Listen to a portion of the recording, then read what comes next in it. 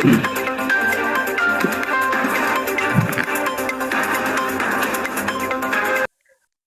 ጤና ይስጥልኝ። ውድና የተከበራችሁ የዩቲዩብ ቻናል ተከታታዮች እንደምን አላችሁ? ወቅታዊ መረጃዎችን ብለላችሁ ቀርበናል። እስከ መረጃው ፍጻሜ ድረስ አብራችሁን ቆዩ። የደሴ ከተማ አስተዳደር የትራንስፖርት እጥረትን ለመቅረፍ የሚያስችሉ 5 ዘመናዊ አውቶቡሶችን ተረክቧል።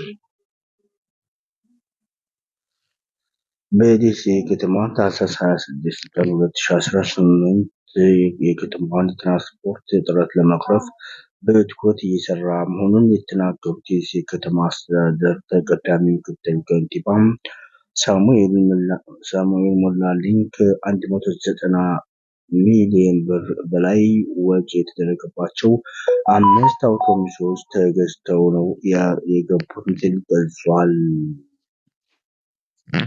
በከተማ አስተዳደሩ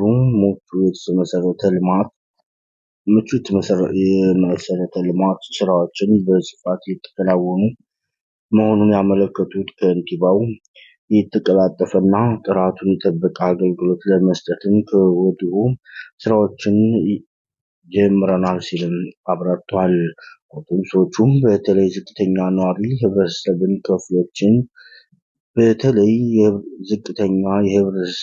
ክፍሎችን አካል ጉዳተኞችንና አቅመ ደካሞችን ተጠቃሚ እንዲያደርጉም አመልክቷል።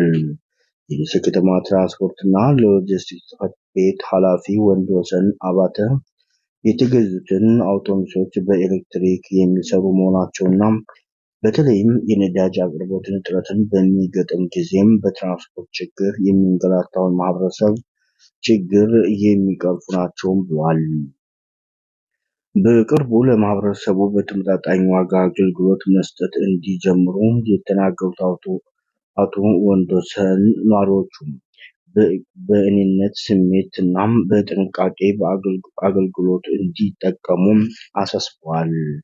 አንድ ጊዜ ቻርጅ ከ350 ኪሎ ሜትር በላይ መጓዝ አቅም ያላቸው መኪኖች ለአቅመ ደካሞች መውጫና መውረጃ እንዲሁም ዘመናዊ የደህንነት ካሜራ የተገጠመላቸው ነውም ሲል አብራርተዋል።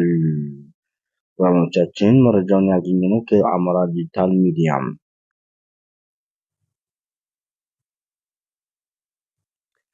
በሌላ ዜና በቅንጅት በተደረገው ኦፕሬሽን ጽንፈኛው ላይ ከፍተኛ ሞት ማሳረፍ ተችሏል ሲል ሌተናል ጀነራል መሐመድ ተሰማ አስታወቀም።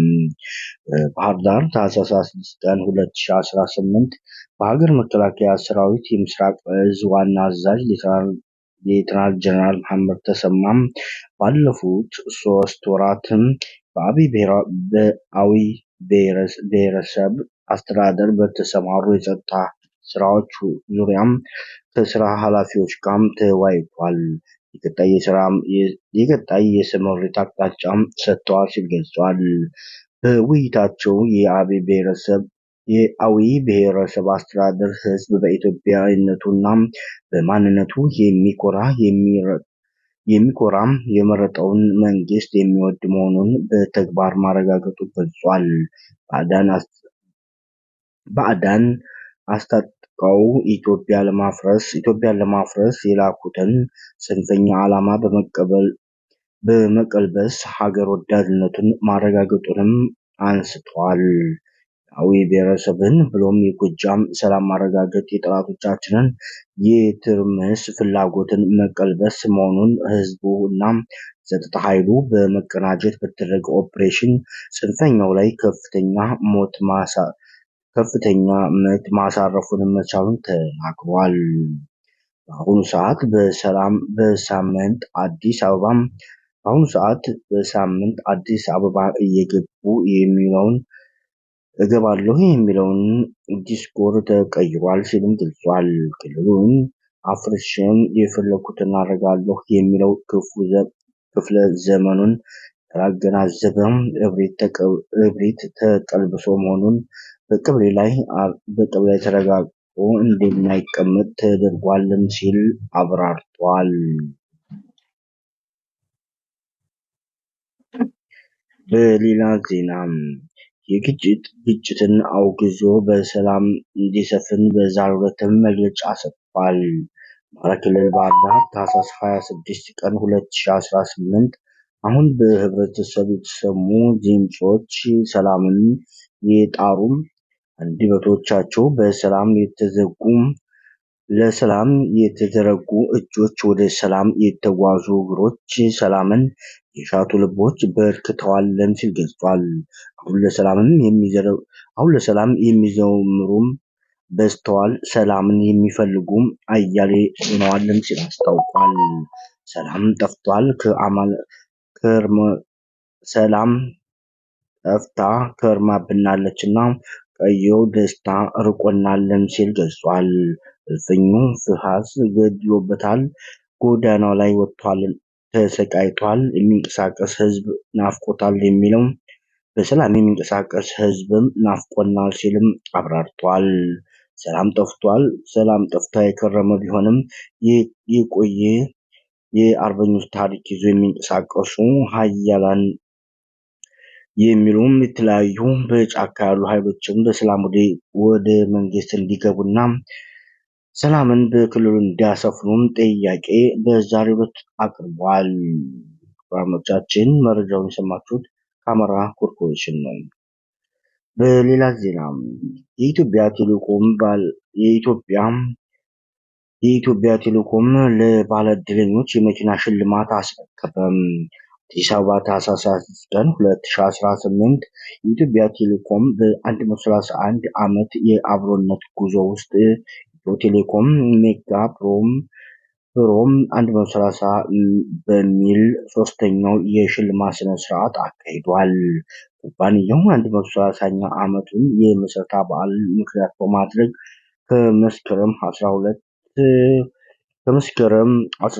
2017 ጀምሮ ለደንበኞቹ ባዘጋጀው ኢትዮ 130 ሜጋ ፕሮም እናም ኢትዮጵያ 131 ላኪ ስሎት ሽልማት መርሃ ግብር ልዩ ሽልማቶችን ሲያበረክት መቆየቱን የሽያጭ ቺፍ ኦፊሰሩ መሐመድ ሀጂ ተናግረዋል። ዛሬም እጣው ለወጣላችሁ አዲስ አበባና የጅማ ባለዕድለኞች ለሁለት ዘመናዊ የኤሌክትሪክ መኪኖችን ቃል በገባው መሰረት ቁልፍ አስረክቧልም ሲል ገልጸዋል። ኩባንያው በ60 ሳምንት ውስጥም 4 የኤሌክትሪክ መኪኖችን ለአዲስ አበባ፣ አዳማና ወልሶ ለዕድለኞች 13 ባለ 3 እግር ተሽከርካሪዎችን ለአርባ ምንጭ፣ ሐረር፣ አርሲ፣ ነገሌ፣ አዲስ አበባ፣ ሆሳዕና፣ አዳማ፣ ሐዋሳ፣ ወልቂጤና ቦንጋ ባለዕድለኞች ደንበኞቹ ቁልፍ ማስረከቡንም አስታውቋል። ፕሮግራሞቻችን ለሰዓቱ ያዝንላችሁ መረጃ እስካሁን ይመስል ነበር። አብራችሁ ስለቆያችሁ ከልብ እያመሰገን የዩቲዩብ ቻናላችንን ሰብስክራይብ በማድረግ እንድትሆኑ በአክብሮት ጋብዛለን። በሌላ መረጃ እስከምንገናኝ ባይ